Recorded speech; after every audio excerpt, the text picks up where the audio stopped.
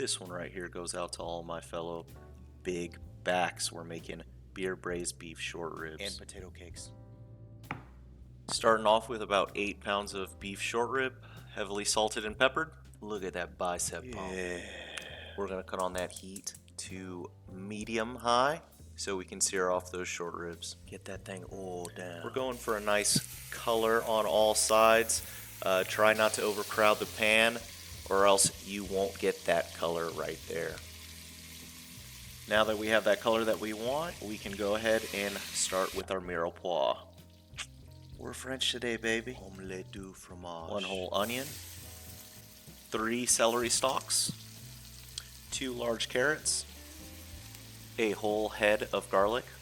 Live your life. Don't be afraid of that garlic. About 2 dashes of Worcestershire. That was like 4. Dash of salt. We're going to let those veggies cook down for a little bit. When those veggies have cooked down, we're going to add 2 tablespoons of tomato paste. And we're going to mix that up and let that cook down as well. Now that that's cooked down, we're going to add about 2 cups of beer. Should be all you need, and we're going to cook that down until it no longer smells like alcohol fumes are coming out of the pot.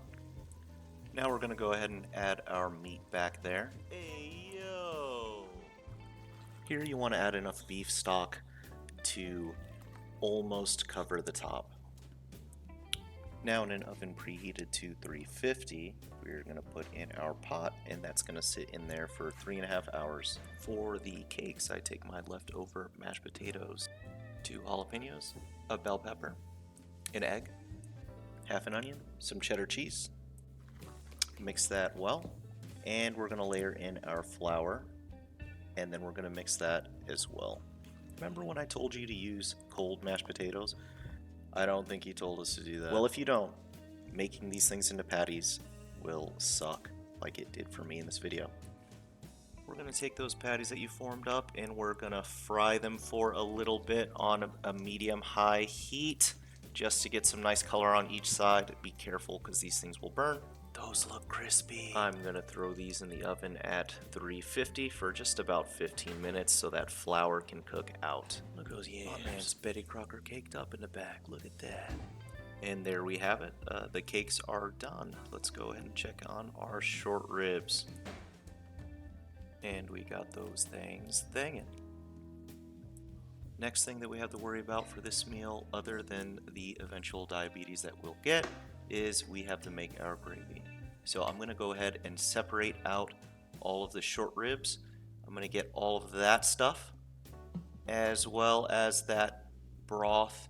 Make sure it's cool before you do this, and I'm going to throw it in a blender and blend it down. And once that's blended down, I'm going to add it back to the pot with a little bit of beef stock, and I'm just going to heat it back up. We're now ready to plate. I'm going to put my beef short rib on top of my potato cake, and I'm going to put a nice dollop of that gravy on top, and look at this. Bussin', as the kids say these days. Here we go. I don't need that knife, baby. Look at that. Fork, tender, beautiful plate. I need to get a better camera and some lighting, but we'll get there. And look at that. This could be you. For more big back recipes, like and subscribe to my channel, Cooking with Voodoo.